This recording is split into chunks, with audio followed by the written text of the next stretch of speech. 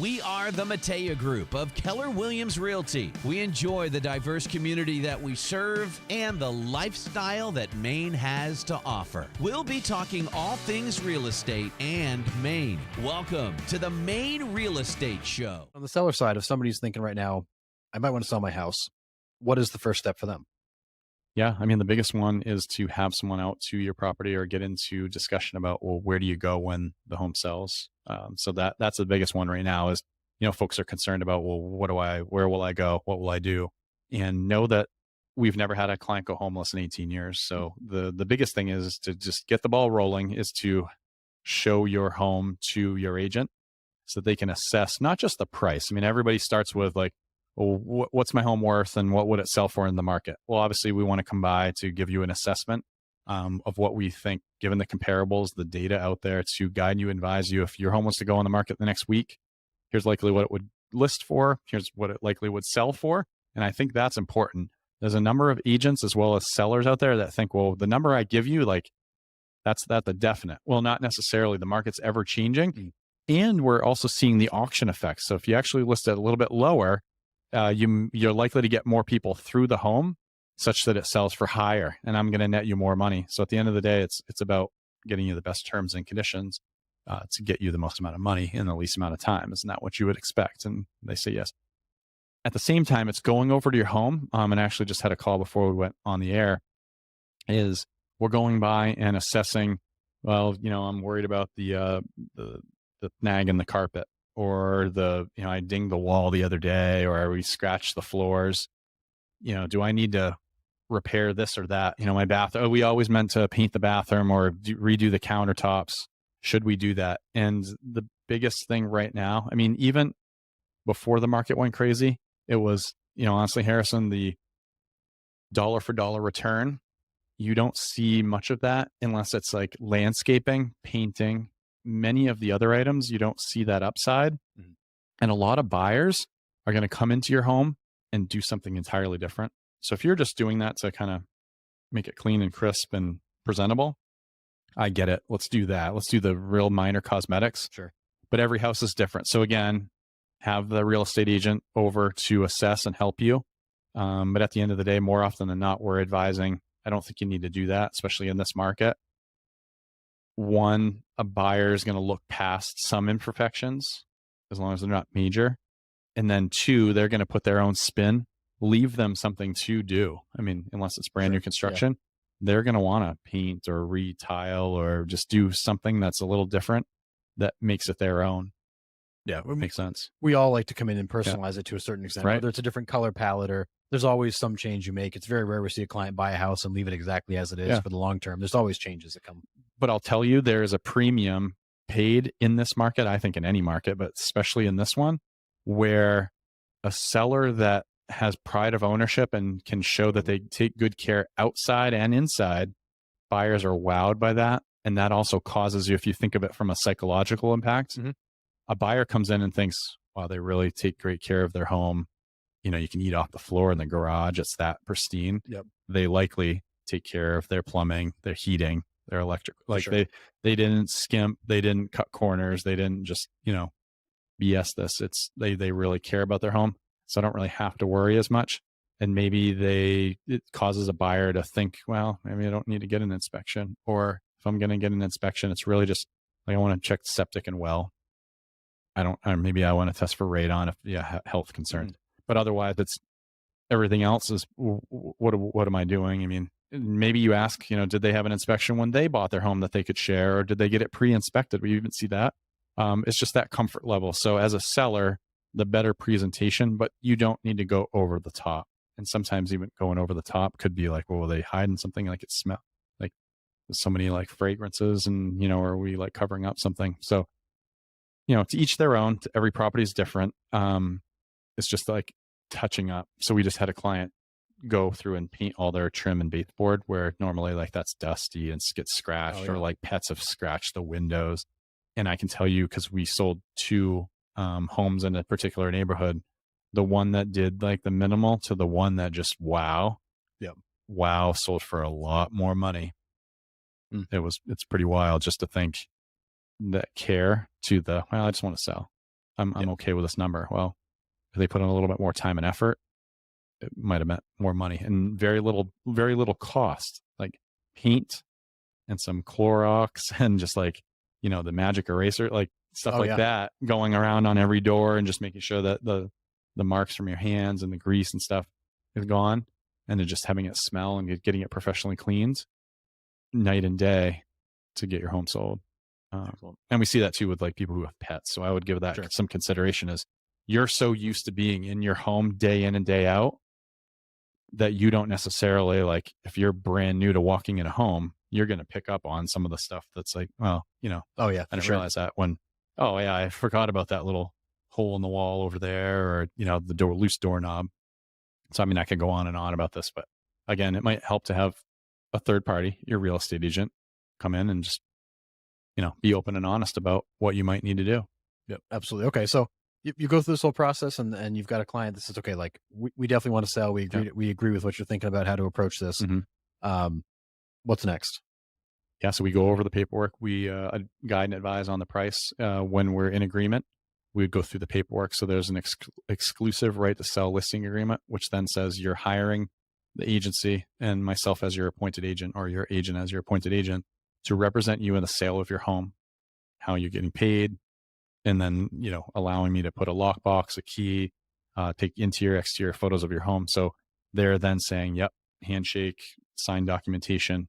You're the real estate agent for this home. From there, we call and schedule photos. So give them, maybe they need some time to pretty up the home, or maybe it's ready to go.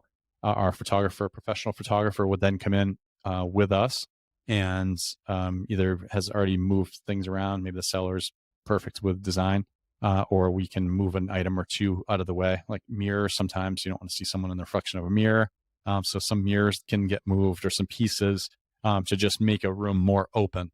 Sure. So we talk about declutter and depersonalizing. We want people to come into the home, not trip over things, or, want them to be able to see what lovely space and, the amenities of your home, and not be focused on your belongings or pictures of you and, wondering if they know you, or getting distracted, because I want them to leave the home thinking that's their home, or they're walking in thinking, I can picture myself here. Not, is that?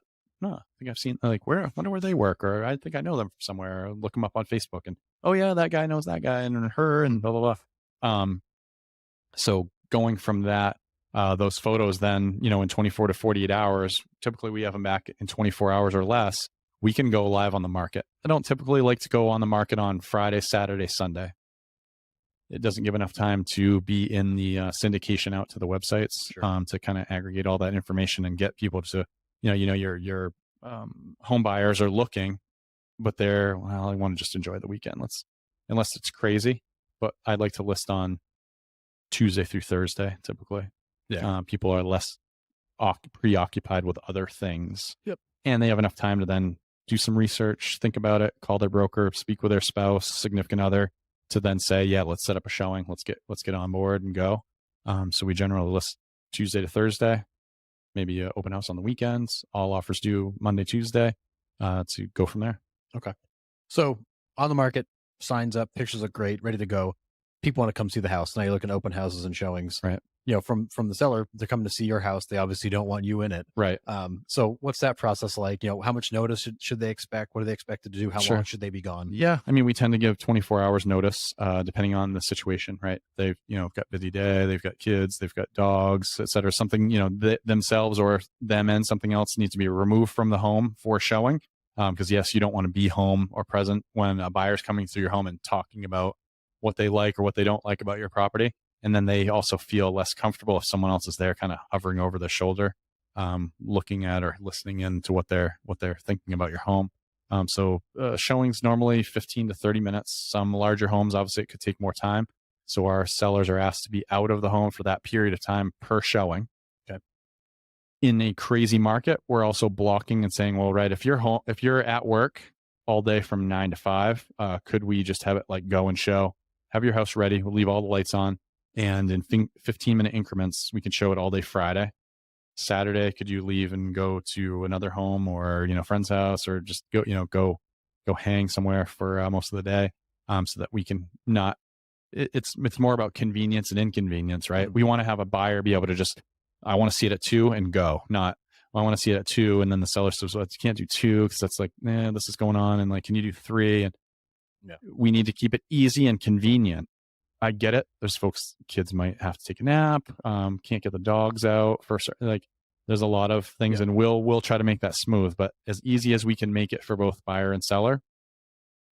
Buyer schedules a showing, you'll know about it, you accept it, say, yeah, okay, we can do 3:00, we'll be out. What I don't want to happen is, you accept the showing for 11, and then later that day there's a 3. Okay, I got to be out at 11 and 3. Then one comes in for 12:30. You're like coming and going from your house multiple times a day. We're just trying to be cognizant of, in a hot market, it could be back to back to back to back to back. So we're just making sure that our sellers know you might want to book. You might want to just say, the second that you leave for work, leave your house in show ready condition. Really, you try to do as best you can. I get it with kids and pets and stuff. Yeah, life happens. Busy days. Leave it in show ready condition. So then the lights are all on. You leave and lock the door. A buyer could come anytime between 9 and 5. And let's do that all week, or set number of days per week, such that someone's going to buy your home this week and make an offer. And we just can't, we don't want to, we want to remove any hurdles that could prevent them from, and people's schedules are all over the place. So, generally it's in the evenings are when people are most free, or the weekends. So weekends also, because, right, we have a big second home market. We have a market that, there's folks that buy second homes, but also investment properties, or are thinking of moving here for a better way of life and just calm, like chill. So they can't get here till that Friday, Saturday, Sunday. So we want to make sure that we encompass our showing schedule to have the weekend involved somehow. So, we're asking people to leave for an extended period of time, or, figure out something, open house, hour and a half, 2 hours, then it opens a window where multiple people can come. And keep in mind, I know I'm getting long-winded, but keep in mind that then that also, as these showings are happening, people are seeing, oh, that's booked then, that's booked then. Oh, geez, like this is pretty busy. This is a popular one. Same with an open house. If I'm coming to a showing, someone else is already in the house. Oh, someone else is interested. Like, again, back to psychological. People want what they can't have. Right. That kind of boosts that. Well, we better make a decision, and then you get that call from the other realtor. Is there anything special your seller would like to see with an offer? Because we're pretty interested. Well, yeah, because they just saw someone was there when they were coming in, and someone was in the door, in the driveway when they were leaving. This is a busy one. And you take it from there. Yeah, it creates competition and scarcity. Yeah. People realize there's a lot of people looking at it. Exactly. All right. So house has been shown. Lots of people have seen it. Offers come in. You're going to review those offers. And then what? Yeah. So all offers are to be presented legally. You're required to present by the Maine Real Estate Commission all offers received to a seller. So you go over those with a client. If they're traveling or just can't meet in person, they can be all sent, and you can walk through them. So these are received, printed off, what have you. We like to do face-to-face too. So we may, multiple offers have a table to then show them visually, right? These, 4 to 5 page purchase and sale agreements. Let's just net it down to like the terms that are important and go from there, and then walk through like, here's your options: accept, reject, counter, accept, reject, counter. Multiples. Do we want to go back to 2 to 3 of these people to say, give us your highest and best if you haven't already by noon tomorrow? Congrats, you're in the running. We're just having a tough time deciding. Let all the others know by a phone call. We're a big proponent of that because we would expect the same on our end. Is there any feedback you could give us? Your buyer made a nice offer, just needed to be a little bit higher in price, or we liked all the terms except inspection, financing, and go from there. So the seller then has the option, right? We can only accept one offer. So we've got to pick one. The others can be then in backup. So we want to deliver that message in this market. A deal could fall through. They happens all the time. And you want to bulletproof that transaction, yet people are people. Properties are different. Maybe another property comes on, and at the same time, right, having that insurance that rather than go back out to the market, we have buyer one is going to buy unless something comes up on inspection, appraisal, or they get hurt, lose their job, etc. Buyer number 2 is in backup first position. We've agreed to their terms as well. However, they're like fight with a right of first refusal. If buyer number 1 doesn't perform, it reverts to buyer number 2 rather than going back on the market.